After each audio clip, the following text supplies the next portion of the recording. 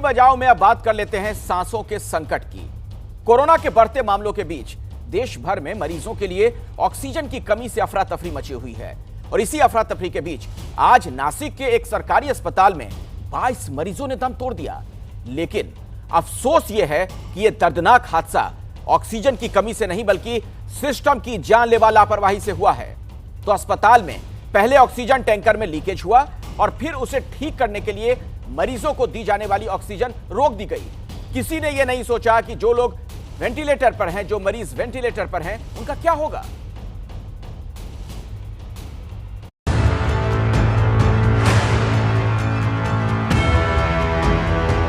Filling करते वक्त जो लीकेज हो गया उसकी वजह से बहुत सारे जो हमारे वेंटिलेटर पर जो हमारे पेशेंट्स थे उन लोगों का ऑक्सीजन सप्लाई बंद हो जाने की वजह से उन लोगों की मृत्यु हो गई है।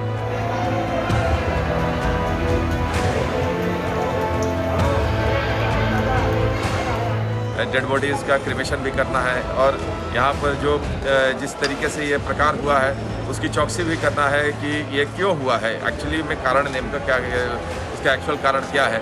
तो ये दोनों स्तर पर पुलिस की कार्रवाई शुरू होगी।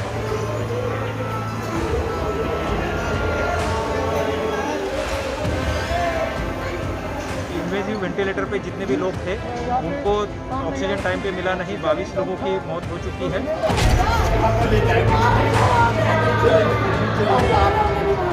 मिसहैप वहाँ पर हुआ है, वो बहुत ही दुर्भाग्यपूर्ण घटना है।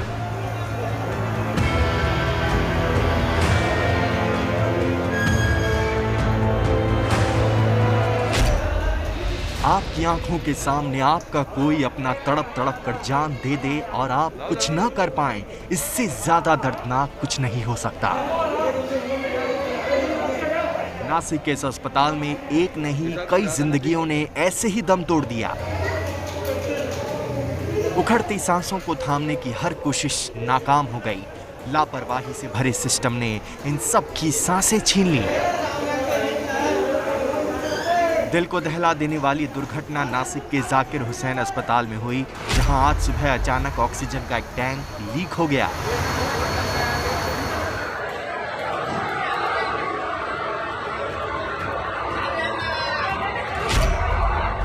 तुरंत फायर ब्रिगेड की गाड़ियां यहां पहुंच गई। लीकेज को रिपेयर करने का काम शुरू हो गया, लेकिन इसके लिए अस्पताल की ऑक्सीजन सप्लाई रोक दी गई। करीब आधे घंटे तक रिपेयर का काम चला और उतनी देर तक पूरे अस्पताल में ऑक्सीजन की सप्लाई रुकी रही, बिना इस बात की परवाह किए कि उस वक्त अस्पताल में भर्ती करीब 200 से ज्यादा मरीज ऑक्सीजन सपोर्ट पर थे। इसीलिए सप्लाई रुकते ही पूरे अस्पताल में अफरा तफरी मच गई और कुछ ही देर में एक के बाद एक लोगों की जान जाने लगी। अस्पताल में जो टाँकी बिठाई गई थी उस टाँकी का कॉक डैमेज होने की वजह से सवेरे प्रेशर नीचे आ गया। इस वजह से इन्वेजिव वेंटिलेटर पे जितने भी लोग थे उनको ऑक्सीजन टाइम पे मिला नहीं। 22 लोगों की मौत हो चुकी है। वो टाँकी इमीडिएटली एक आधे घंटे के अंदर भी शुरू हो गई। वो अभी उसी टाँकी से सप्लाई हो रहा है, लेकिन इस दौरान जो प्रेशर कम हुआ उस वजह से ये हादसा हुआ है। सर अभी स्टेटस क्या है? अभी पेशेंट्स को ऑक्सीजन ठीक तरीके से जा रहा है। सर क्या किसी का दोष या कोई ऐसा पाया? अभी मैं उस पर कुछ कमेंट नहीं कर सकता हूँ। अभी हादसा हुआ, पहले उस हादसे से संभलना चाहिए, उसके बारे में गवर्नमेंट के लेवल पे कोई। नासिक से आई इन तस्वीरों ने न सिर्फ पूरे देश को विचलित किया, बल्कि ये सोचने पर भी मजबूर किया कि हम किन हालातों में जी रहे हैं। एक तरफ ऑक्सीजन की कमी से लोग दम तोड़ रहे हैं, तो दूसरी तरफ सिस्टम की लापरवाही से। और हद तो ये है कि इन मौतों पर भी नेता राजनीति करने से बाज नहीं आ रहे हैं। मिसहैप वहाँ पर हुआ है, वो बहुत ही दुर्भाग्यपूर्ण घटना है और लीकेज वॉल से लीकेज हुआ और वॉल का लीकेज के वजह से प्रेशर ड्रॉप हो गया और प्रेशर ड्रॉप के वजह से कुछ ये जो इंसिडेंट हुआ है या मिसहैप हुआ है, ये कैजुअल्टीज़ हुई है, ये हुई है। मैं वहाँ पर ये जो हॉस्पिटल है ये महानगर पालिका का हॉस्पिटल है, यानी महाराष्ट्र में जैसा कि महानगर पालिका का हॉस्पिटल अर्बन डेवलपमेंट डिपार्टमेंट के पास होता है और मुझे लगता है कि वहाँ के कमिश्नर से मेरी बात हुई और अभी स्थिति ठीक है। मैं मांग करना चाहता हूँ कि तुरंत वहाँ के जो बाकी पेशेंट्स हैं उनको मदद मिले। कुछ पेशेंट्स को शिफ्ट करने की आवश्यकता हो तो उनको तुरंत शिफ्ट किया जाए। उसके साथ साथ अन्य किसी अस्पताल में इस प्रकार से घटना न हो, इसके बारे में तुरंत ध्यान दिया जाए और ये जो सारी घटनाएं, इसकी एक बहुत ही डिटेल्ड इंक्वायरी भी की जाए, ऐसी हमारी मांग है। अभी के समय तो मैं इतना ही कह सकता हूँ कि जिनकी मृत्यु हुई है उनके घर वालों के साथ हमारी संवेदनाएं हैं। अब सरकार जांच का दिखावा करेगी और विपक्ष सरकार को घेरने में लगा रहेगा, लेकिन राजनीति के इस खेल में उस सिस्टम का इलाज कौन करेगा जो हमेशा इसी तरह लोगों की जान लेता रहता है। फिलिंग करते वक्त जो लीकेज हो गया, उसके वजह से बहुत सारे जो हमारे वेंटिलेटर पर जो हमारे पेशेंट्स थे, उन लोगों का ऑक्सीजन सप्लाई बंद हो जाने की वजह से उन लोगों की मृत्यु हो गई है। डेड बॉडीज़ का क्रिमेशन भी करना है और यहाँ पर जो जिस तरीके से ये प्रकार हुआ है उसकी चौकसी भी करना है कि ये क्यों हुआ है, एक्चुअली में कारण नेमका क्या, उसका एक्चुअल कारण क्या है। तो ये दोनों स्तर पर पुलिस की कार्रवाई शुरू हो। नासिक में मचे कोहराम के बाद मुख्यमंत्री उद्धव ठाकरे ने घटना की उच्च स्तरीय जांच के आदेश दे दिए। जिन लोगों की मौत हुई उनके परिवार के लिए 5 लाख रुपए मुआवजे का ऐलान कर दिया और इस तरह अपनी जिम्मेदारी पूरी कर दी। पर क्या होगा उस जिम्मेदारी का जिसके लिए लोग सरकार को चुनते हैं? कौन उस व्यवस्था को दुरुस्त करेगा जिसके कारण लोगों की उम्मीदों की सांसें टूटती जा रही हैं? एक तरफ सांसें अटका देने वाला सिस्टम है, दूसरी तरफ सांसों के सौदागर। कोरोना के गंभीर मरीजों के इलाज के लिए इन दिनों जिस इंजेक्शन का सबसे ज्यादा इस्तेमाल हो रहा है वो है रेमडेसिविर। पिछले कुछ दिनों में इस इंजेक्शन की ऐसी किल्लत हो गई कि ना ये अस्पताल में मिल रहे हैं ना दुकानों में, और इसकी वजह है इंजेक्शन की कालाबाजारी।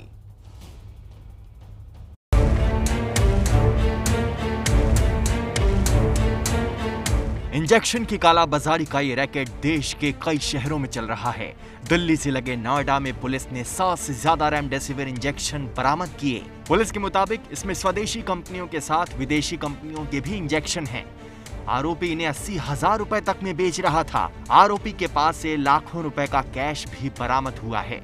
ये हाल तब है जब यूपी में जीवन रक्षक दवाओं की कालाबाजारी करने वालों पर गैंगस्टर और नेशनल सिक्योरिटी एक्ट के तहत कार्रवाई की जा रही है। आपदा के वक्त में अवसर तलाशने वालों में सिर्फ मुनाफाखोर नहीं बल्कि कुछ कंपनियां भी शामिल हैं। सोलन की हेल्थ बायोटेक फार्मा कंपनी पर ओपन मार्केट में रेमडेसिविर इंजेक्शन की डील करने का आरोप है, जबकि इस कंपनी के पास इसकी अनुमति नहीं है।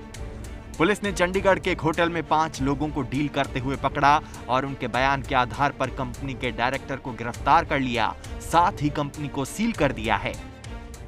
जैसे कि रिपोर्टेड है कि ये एक्सपोर्ट के लिए इसको ये रेमडेसिविर बनाती थी और क्योंकि एक्सपोर्ट अभी बंद कर दिया भारत सरकार ने, ये इनका कुछ डिस्कशन चंडीगढ़ में पुलिस ने पकड़ा है। इसकी इन्वेस्टिगेशन अभी चल रही है, लेकिन अब ये सील की है, लेकिन अभी इसका जो स्टॉक वेरिफिकेशन हो रहा है और ड्रग कंट्रोलर ने इसकी को जो बात हुई है उन्होंने इसकी इंटरनल एक टीम बनाई है जो इसको सारे केस को तहकीकात भी करेगी और स्टॉक वेरिफिकेशन भी करेगी। सीसीटीवी में कैद ये तस्वीरें नासिक के एक अस्पताल की हैं। पीपीई किट पहने ये शख्स इसी अस्पताल का एक कर्मचारी है, लेकिन पैसे के लालच में उसने अपने अस्पताल से ही रेमडेसिविर इंजेक्शन चुरा लिए। चोरी की इस घटना के सामने आने के बाद पुलिस ने उसके 2 और साथियों को गिरफ्तार किया जो इस इंजेक्शन की कालाबाजारी करते थे। इस वक्त की बड़ी खबर हम आपको बता दें, दरअसल देश की राजधानी दिल्ली में मेडिकल ऑक्सीजन की कमी हो गई है। ऐसे में दिल्ली के मुख्यमंत्री ने कहा था कि कोटा बढ़ाया जाए और केंद्र सरकार ने दिल्ली में ऑक्सीजन का कोटा बढ़ा दिया है। केंद्र सरकार ने दिल्ली का जो ऑक्सीजन का कोटा है उसे बढ़ाने का महत्वपूर्ण निर्णय लिया है। दिल्ली को अब हर दिन 480 मीट्रिक टन मेडिकल ऑक्सीजन की सप्लाई होगी। ऐसे में सीएम केजरीवाल ने ट्वीट करके केंद्र सरकार को धन्यवाद कहा है। तो कोरोना से पीड़ित मरीजों के लिए बहुत जरूरी मेडिकल ऑक्सीजन।